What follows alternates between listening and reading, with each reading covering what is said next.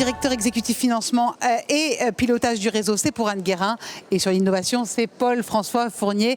Paul-François Fournier, je vais commencer par Paul-François Fournier parce qu'il y a 5 ans, c'était...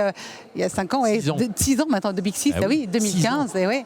C'était la première édition, c'était voilà, au Palais de la Mode déjà. Et c'était déjà vert. C'était déjà vert, exactement. C'était déjà exactement l'environnement. Et il y avait déjà, ça bouillonnait, se croisaient designers, inventeurs, chercheurs, entrepreneurs. Et tout de suite, ça a pris, ça a fait boule de neige. Aujourd'hui, c'est un nouveau défi qui finalement va dans ce que vous faites le mieux, l'innovation. Oui, c'est un nouveau défi qui va bien au Big en fait. Voilà. Et d'ailleurs, c'est aussi l'histoire du Big, c'est l'histoire d'un pari. Tu l'as dit, un pari incroyable qu'on a pris il y a 6 ans, où les entrepreneurs ont suivi et nous ont dit d'une certaine façon, il faut continuer, on est heureux de se retrouver à ce moment-là. Et puis, c'est aussi l'histoire d'une invention chaque année, d'un renouvellement, qui cette année prend une ampleur particulière. Mais c'est aussi l'histoire des entrepreneurs qui nous ont dit, lâchez pas. Cette année, on a besoin que ça se fasse. Que ça s'invente différemment, mais on a besoin que vous gardiez le cap, comme les entrepreneurs ont gardé le cap. Et c'est le sens de ce Big un peu particulier, c'est que la vie continue, l'économie continue, au milieu des contraintes sanitaires évidemment, et vous avez vu qu'aujourd'hui c'est au cœur de nos dispositifs, mais la vie continue et l'économie continue.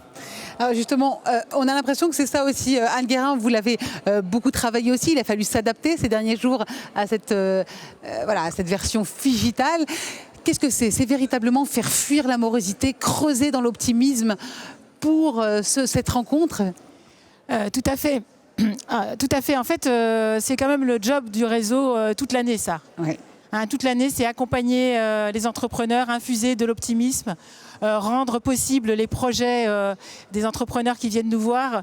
Donc je dirais qu'on a été une fois de plus dans notre vérité, comme quand on a traversé le Covid.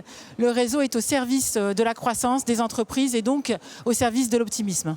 On a vu justement que Bpifrance était particulièrement présente pendant toute cette période, pendant le confinement, aux côtés justement des entreprises. Et vous forcément, alors en réseau, comment ça s'est passé ? Parce que c'était un sacré exercice. C'était plus qu'un marathon. Je dirais qu'on a fait le job. On a rappelé 100 000 entrepreneurs qui ont déposé leur numéro de téléphone dès le début de la crise. On a mis en place des milliers de prêts pendant 3 semaines, alors que tous les chargés d'affaires, ou quasiment, étaient chez eux. 5% seulement des effectifs et c'est sur site. Donc on a fait ça dans des conditions incroyables, à la fois en l'accompagnement des entrepreneurs, en écoute et à la fois en mise en place des opérations. Et puis ensuite, les banquiers ont pris le relais de manière magnifique également. C'est justement pour ça, ça a marché, le télétravail, toute cette organisation, parce que les équipes se connaissent finalement et qu'elles ont créé ce socle qui permet de diffuser. Anne, Paul, François ? Je pense que en fait, c'est aussi le résultat d'un travail collectif depuis la création de Bpifrance, un travail où, j'allais dire, chacun a trouvé sa place et où aujourd'hui, tous les difficultés qu'on a surpassées depuis 8 ans se sont cristallisées et pour relever ce défi incroyable. Donc pour moi, c'est aussi l'aboutissement et un peu le moment de vérité pour Bpifrance. On a vécu une expérience extraordinaire avec nos collaborateurs, mais c'était quand même dans une période de croissance. Et Bpifrance, c'est là aussi pour amortir le choc au moment de la crise. Et je crois, comme Anne l'a dit, que nos collaborateurs étaient fiers aussi de montrer qu'ils étaient là, qu'ils étaient capables de se mobiliser, qu'ils étaient réactifs. Et ça, pour nous, dirigeants de cette banque, c'est un moment de joie aussi, de voir la fierté de nos collaborateurs devant ce qu'ils ont réalisé, qui est quand même effectivement sympa, je crois. Justement, on voit que l'illustration